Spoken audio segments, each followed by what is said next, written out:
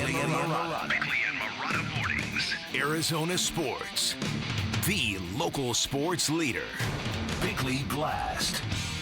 In American culture, you will find buzzwords and buzz balls. You'll find Buzz Lightyear, Buzz Bissinger, and even Betty Buzz Soda. But real buzz cannot be created or purchased. Real buzz happens organically. It is the sound of large groups of people swarming around their shiny new object, their new source of fascination and passion, and you can almost feel it in the air entering a big weekend of football. And that is because the Cardinals are coming off a demolition of a division rival. Kyler Murray might become our next real MVP candidate, and if this team beats the Lions on Sunday, the Cardinals will be the new darlings of the NFL. Meanwhile, ASU football has a chance to go 4-0 in its Big 12 debut in Lubbock. They've emerged from that crony nightmare of Herman Ray, maybe even tipping the tables on their rivals in Tucson,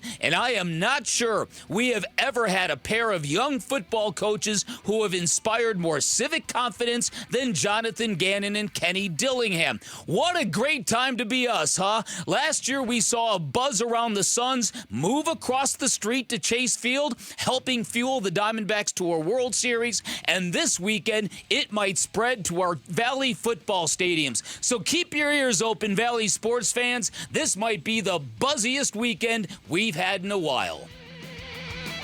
All right, today's Bickley Blast brought to you by my great friends at Chapman BMW, who make luxury attainable. Find them online at chapmanbmw.com. Get ready to hit the dump button because let me tell you, what the Arizona Cardinals did to the Rams, that was like the sisters were kind of to Andy Dufresne in Shawshank Redemption than the Arizona Cardinals were to the Rams. That was an absolute beatdown.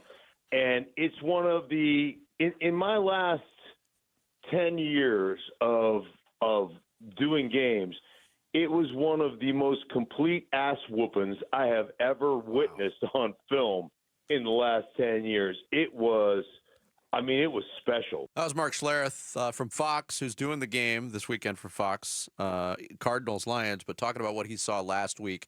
He joins us on Wednesdays to talk football. And look, Mark, one of the things we love about Mark is there's no artificial sweeteners involved. He tells you what's on his mind, whether it's good or bad. So when he talks about being excited about this Cardinals team, it should mean something. It should lead into that buzz that you're talking about.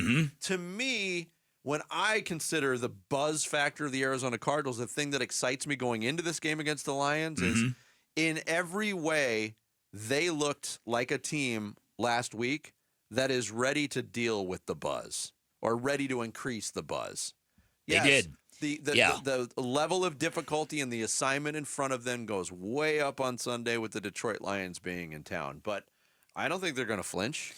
I don't think so either. I think it's a great opportunity, but I also think a defining characteristic of this coaching staff is really getting and living what they're talking and preaching about the process, about just do something today that makes you better as a professional.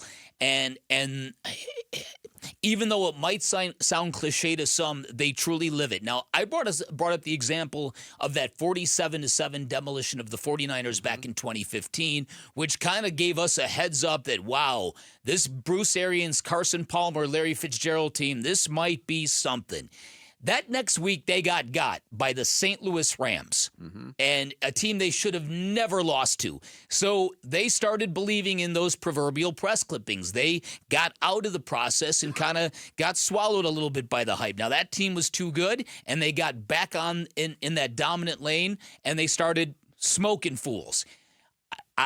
I got a really good feeling about this Cardinals team this weekend.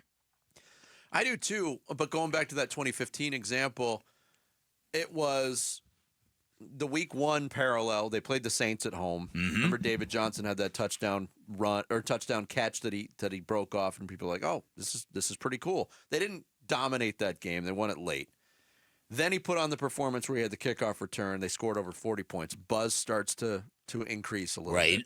That week 3 was a culmination of that buzz. They demolished Colin Kaepernick and the 49ers.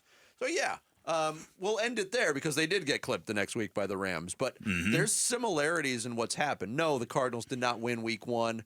Not a lot of people expected them to week 1, but they put up a really good showing and had an opportunity to win that game in Buffalo. Right. Let it slip through their fingers. They followed it up in a very responsible fashion. Yeah, listen, and so now the quality of opponent that you have and the way that the Lions play, you really now can sort of, plant your flag as the beast of the NFL, if you will. Yeah. That's a possibility for this football team. The possibility of Kyler Murray. If Kyler Murray lights up the Lions after lighting up the Rams, I can only imagine how fun Monday is going to be. And he might.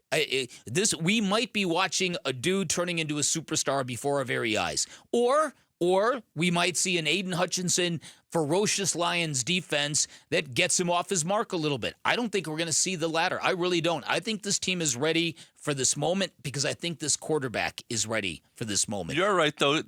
Aiden Hutchinson could be the Aaron Donald that was missing from the Rams game and traditionally has sort of thrown Kyler Murray off. But you're right. I hope we're past that and we're on the ascension. You don't know because, listen, there's a hierarchy of really physical teams in the NFL, and the Cardinals are kind of on the fringe of that, but they can certainly join that group and maybe even be the group if they pound the Lions.